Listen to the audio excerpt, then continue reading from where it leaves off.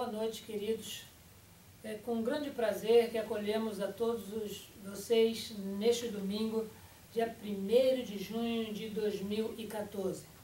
Temos a grata satisfação de nos reunir mais uma vez para cultuar o nosso Deus, para não apenas apresentar a Ele a nossa adoração, o nosso louvor, a nossa gratidão, confessar os nossos pecados, mas também ouvir dEle aquilo que Ele tem reservado para nós através da sua palavra. Nós, como Igreja Presbiteriana de Tampa Bay, campo missionário da Igreja Presbiteriana Jardim das Oliveiras, do Presbitério Magé, no Rio de Janeiro, nós estamos aqui a cada domingo trabalhando sobre um tema que expressa a nossa visão, a nossa missão e os nossos valores.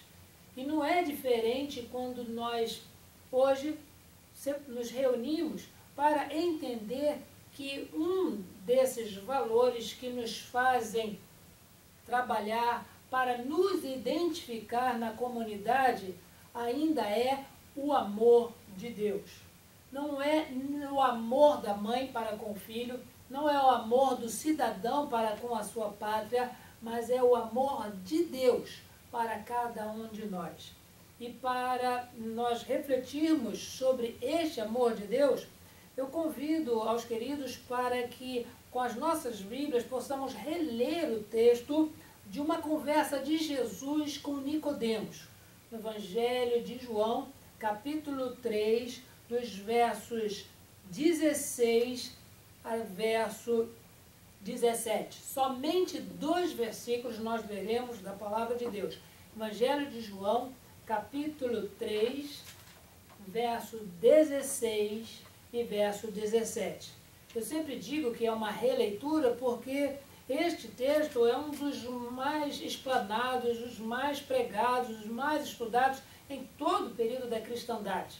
Mas hoje este texto vai trazer a nós a reflexão que aponta para o valor que nós, como Igreja Presbiteriana de Tampa Bay, nos voltamos, nós trabalhamos a fim de que a comunidade ao nosso redor, a nossa área aqui de Tampa, na Flórida, ela nos identifique como fiéis servos do Senhor. O texto, queridos, ele nos traz o seguinte registro. Porque Deus amou o mundo de tal maneira que deu o seu Filho unigênito, para que todo o que nele crê não pereça, mas tenha a vida eterna. Porquanto Deus enviou o seu Filho ao mundo, não para que julgasse o mundo, mas para que o mundo fosse salvo por ele. Queridos, esse texto, ele é um texto que fala de um Deus que ama. E por mais que a humanidade ela esteja acostumada com a terminologia, o substantivo Deus, que para alguns seria um atributo, mas para nós, os cristãos, é um substantivo, refere-se ao Criador, refere-se àquele que, com o poder da sua palavra, não somente criou, mas organizou tudo aquilo que existe. E nós, como adoramos esse Deus, nós também precisamos identificar alguns dos seus atributos, alguns das características que fazem com que ele se relacione também conosco. E nós, por esse texto, nós veremos o quanto Deus ama, como é o amor de Deus. O texto, necessariamente, não começa falando do amor de Deus.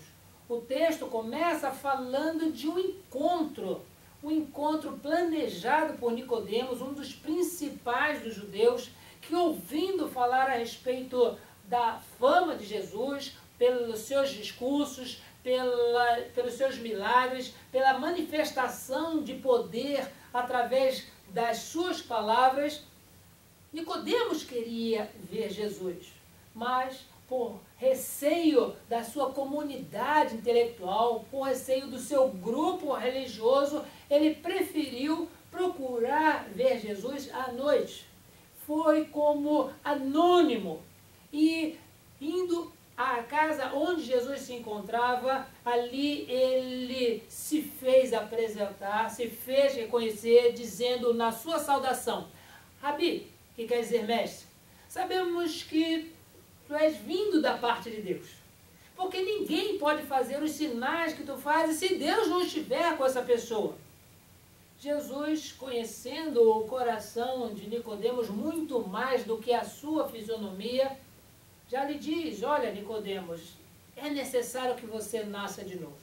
E daí começou a se desenvolver uma palavra a respeito do plano de Deus na regeneração do pecador, coisa que ninguém pede para nascer na nossa esfera física, quanto mais na esfera espiritual.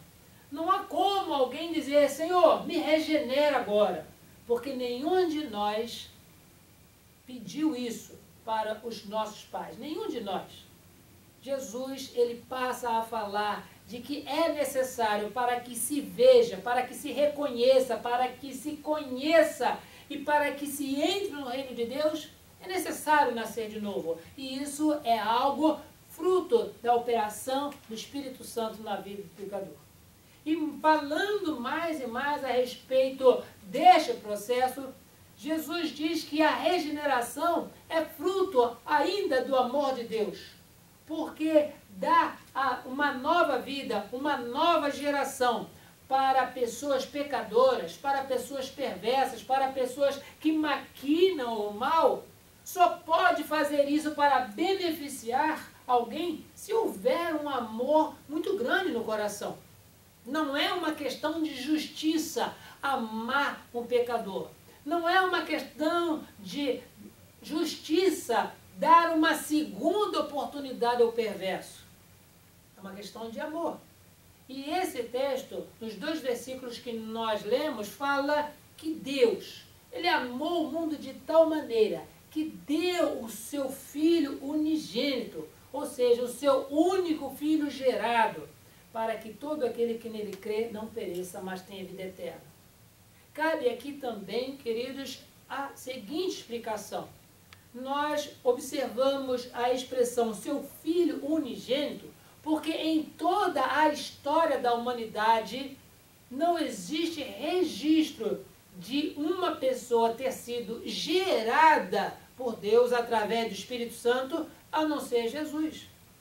Diz o texto ainda do Evangelho de João, no capítulo 1, quando discorre a respeito do Verbo de Deus, Jesus Cristo, que estava no início com Deus, que o Verbo era Deus, que todas as coisas foram feitas por Ele, e sem Ele nada do que foi feito se fez. João, ele nos dá a plena certeza de que Jesus, ele é coeterno com o Pai. Ele é Deus como o Pai assim o é. Ele é digno de adoração. Ele é digno de todo louvor. Ele é digno de toda a glória. Mas no momento da nossa humanidade, aprove a Deus enviar ao seu Filho. E ele não veio descendo do céu como os anjos. Muitas vezes apareceram e desapareceram para o céu do mesmo sentido. Jesus, o Filho de Deus, ele veio a esse mundo nascendo de uma mulher.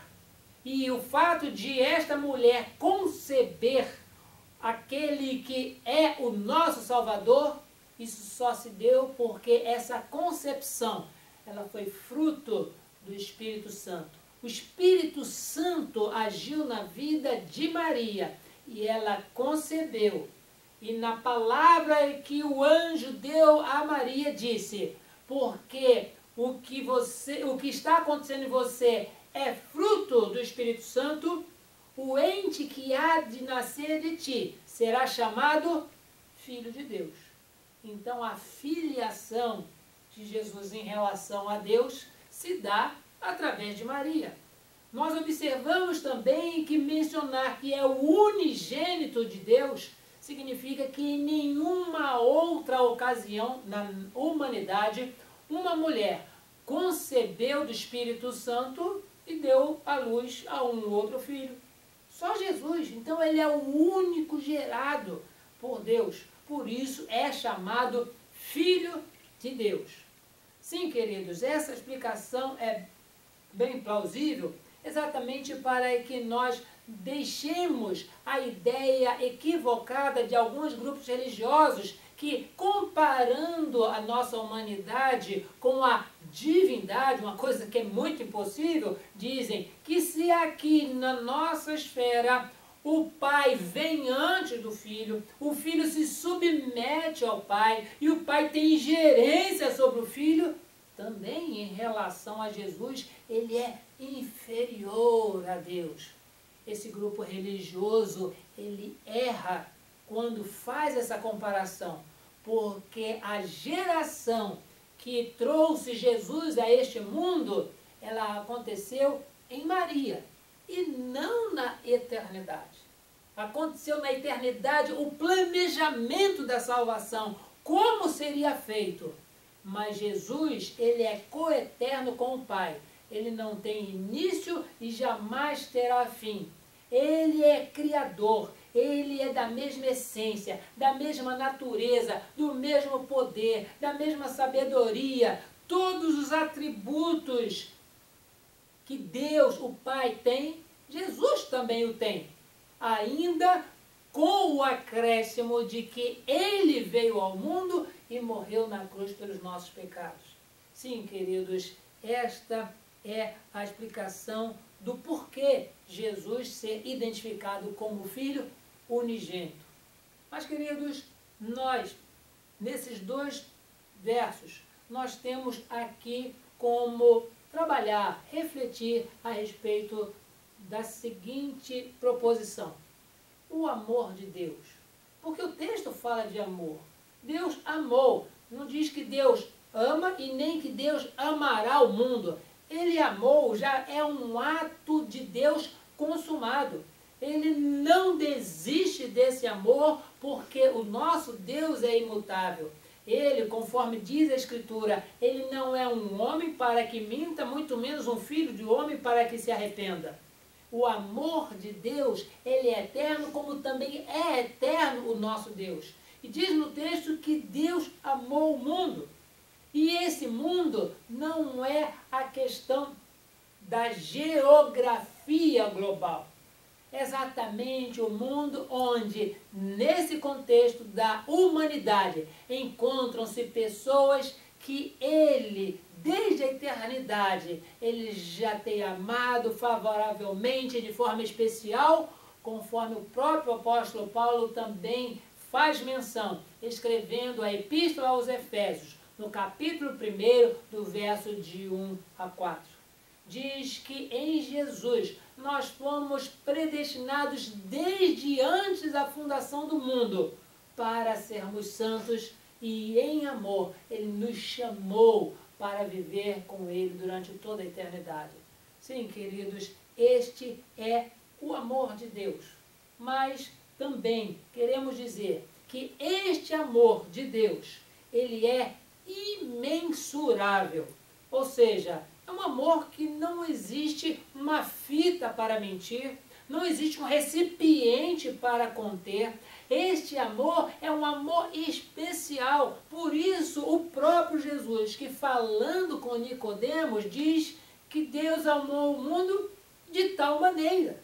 Não existe uma forma de expressar completamente o amor de Deus, a não ser usando essa expressão. Amou de tal maneira. Amou de uma forma especial que nós não temos condições de medir, a não ser de contemplar e colocar a mão no nosso queixo e dizer, realmente, para fazer algo desta forma, ou seja, enviar o seu único filho para morrer numa cruz pelos pecadores, somente alguém que ama muito. Não ama pouco, ama muito. Ama tanto que diz as Escrituras que ele não poupou, inclusive, o seu próprio filho, para que nós fôssemos salvos. Não poupou e não esperou que ninguém fosse santo, puro e saudável. Pelo contrário, a Epístola aos Romanos, no capítulo 5, verso 8, diz que Deus, ele prova o seu próprio amor para conosco, no fato de que Cristo morreu por nós, sendo nós ainda pecadores. Ele não esperou ninguém frequentar uma igreja, não esperou ninguém se batizar, não esperou ninguém ler a Bíblia toda, saber de cor e salteado versos bíblicos, muito menos ter uma vida de oração e jejum. Ele morreu por nós, sendo nós ainda pecadores. Sim, queridos, o amor de Deus, ele é imensurável. Só existe uma expressão que pode qualificar ou quantificar o amor de Deus.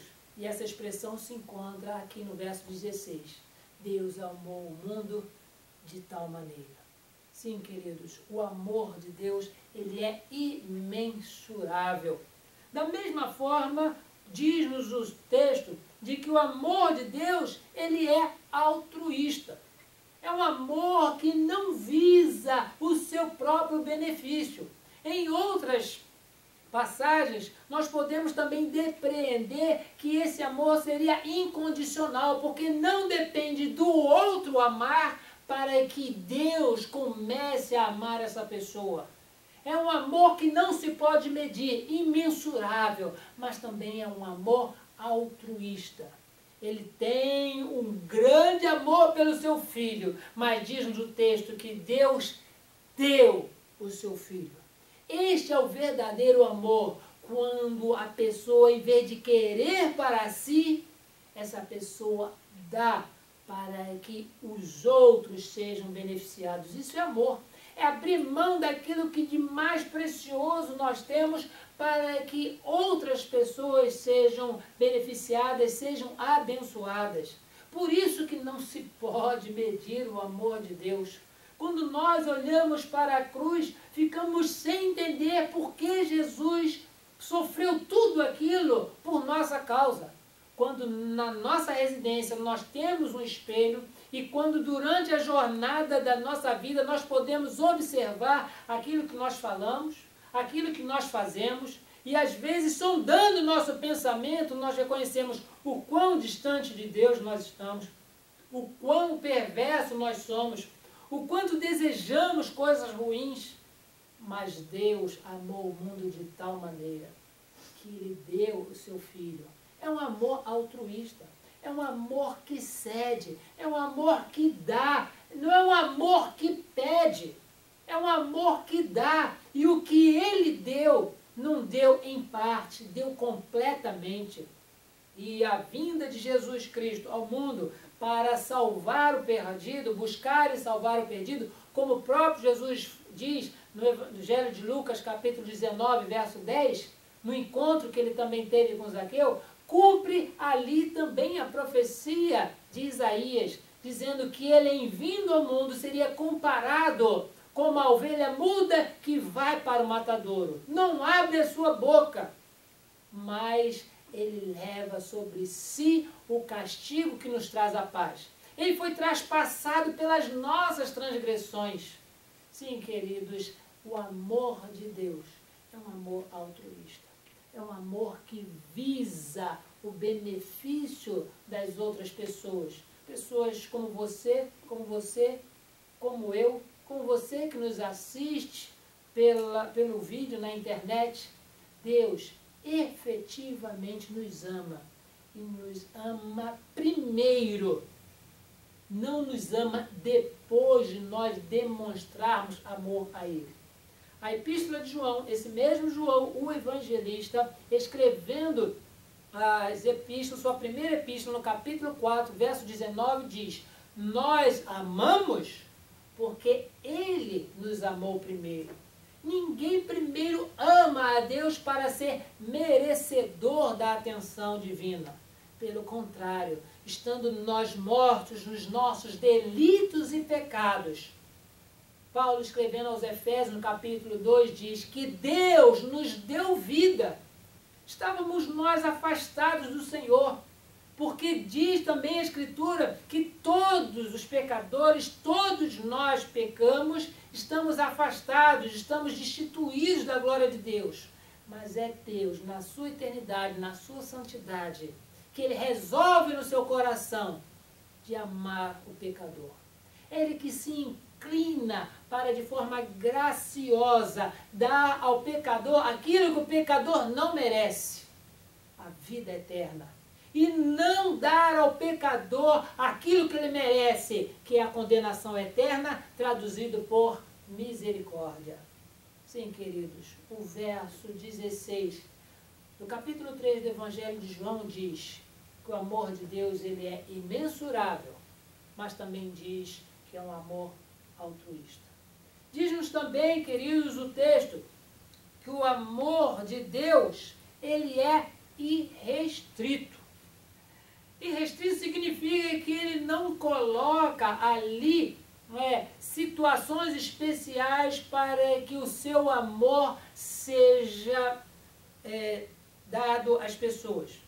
Muitas pessoas aqui, equivocadamente, raciocinam de que a salvação ela é universal, porque o texto diz que Deus amou o mundo.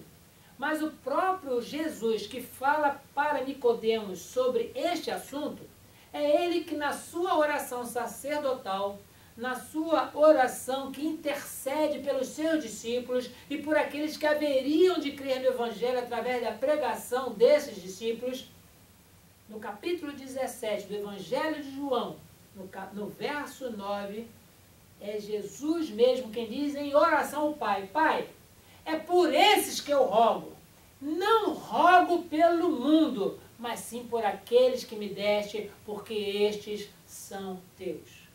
O mesmo Jesus que fala para Nicodemos que Deus amou o mundo de tal maneira, é ele que no Evangelho de João, ainda no capítulo 17, diz: não é pelo mundo que eu rogo. E cria para algumas pessoas mal orientadas ou mal instruídas a seguinte confusão: o que é esse mundo em Nicodemos?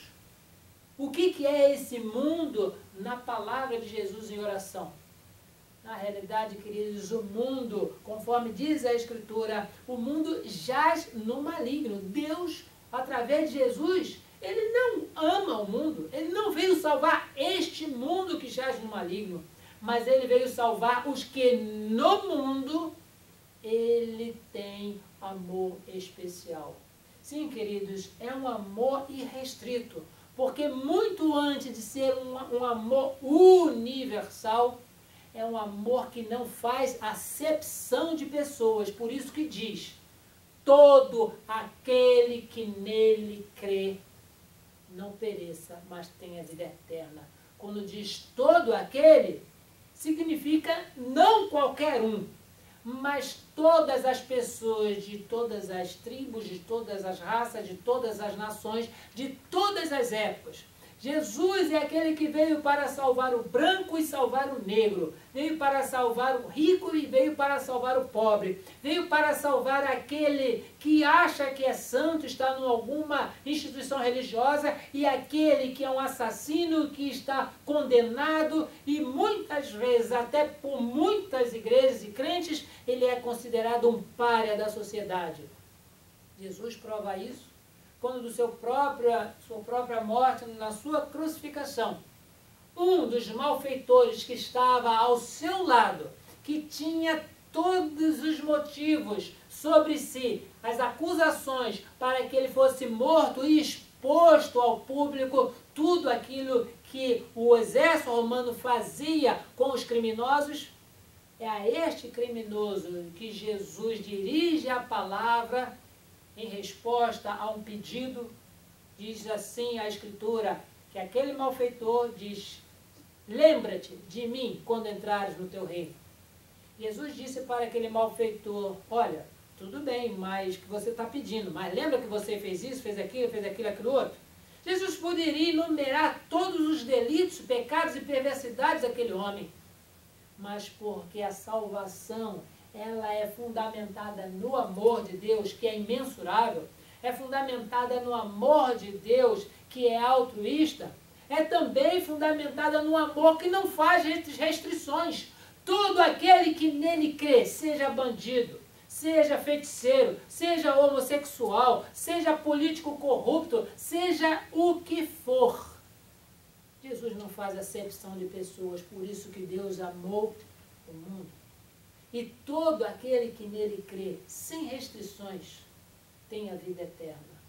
Sim, queridos, nós não temos como colocar como instituições religiosas restrições para saber quem vai e quem deixa de ir ao céu, quem herdará ou quem deixará de herdar a vida eterna. Porque Jesus não fez isso. Ele tratou com pecadores com amor. E muitos daqueles que se achavam muito religiosos ou muito santos, Jesus mostrou-lhes claramente o quão distantes eles estavam da verdade. Tratavam a lei de Moisés como se fosse o ouro e toda a alimentação, mas o seu coração estava ausente do amor genuíno para com o próximo. Jesus menciona isso na parábola do bom samaritano, quando um dos fariseus, tentando trair Jesus numa conversa, tentando fazer uma armadilha de palavras para que Jesus se visse em situação ruim, disse: Senhor, que haverei de fazer para herdar a vida eterna? E Jesus disse: você conhece os mandamentos? E aquele homem falou: conheço esse, e amarás ao próximo como a ti mesmo. Ok. Mas aquele homem perguntou: tá bom, Senhor, mas quem é o meu próximo? E Jesus transcorreu a parábola do bom samaritano. E aquele homem, depois da parábola ser explanada, disse: quem que mostrou ser o próximo daquele que estava caído na estrada? Aquele fariseu disse: olha, aquele que mostrou misericórdia. E Jesus disse: vai e faz do mesmo jeito. Sim, queridos, tem muita gente que ama ao dinheiro, ama a posição, mas não ama Deus. Ama a sua igreja, mas não ama o seu próximo. E muitas vezes os bancos da igreja precisam ser largos, porque existem casos de que na mesma igreja tem um membro que não gosta de sentar perto do outro. Não gosta. Porque fulano me olhou de cara feia, porque o filho de fulano fez isso. E começa a enumerar um bocado de coisa. Já repararam o quanto Deus não está preocupado com isso? Sim, é um Deus zeloso, a sua palavra nos orienta, nos ensina como devemos agir. Mas não é uma restrição à salvação o fato de que uma pessoa que nós encontramos na rua está embriagada, está envolvida com drogas, está envolvida com promiscuidade. Isso não restringe o amor de Deus. Pelo contrário, devemos demonstrar amor para essas pessoas da mesma forma que um dia Deus demonstrou amor para conosco. Primeiro, nos regenerando e nos fazendo ver com os olhos da fé que não há salvação em nenhum outro, senão em Jesus Cristo. Sim, queridos. E o verso 17, ele assim nos diz: porquanto Deus enviou o seu Filho ao mundo, não para que julgasse o mundo, mas para que o mundo fosse salvo por ele. Não é o mundo todo, mas no mundo onde esses amados de Deus, eles estão ainda inseridos. E nós, a este mundo, somos enviados para pregar o Evangelho, a fim de que estes pecadores, assim como nós, eles ouçam a palavra de salvação e na instrumentalidade exclusiva do Espírito Santo, sejam regenerados e conosco formem aquele grande número de pessoas que durante toda a eternidade estarão adorando ao Senhor. Nesta oportunidade, eu convido a todos nós a observarmos melhor o que significa o amor de Deus. O amor de Deus não é um título para nós apenas cantarmos. Não é algo apenas para nos inspirarmos nas nossas poesias. Mas o amor de Deus é algo para ser vivido, vivenciado e transmitido às pessoas. Se você puder fazer isso, tenho certeza que o nome do Senhor estará sendo glorificado. Se você puder fazer isso, você será instrumento nas mãos de Deus para alcançar outras pessoas. Mas aceite o desafio. Não pregue para pessoas somente do seu círculo social. Jesus não fez isso. Não pregue somente para pessoas que você acha que são santos, porque Jesus não fez isso. Não pregue somente para pessoas que dão retorno financeiro, porque existe hoje muita gente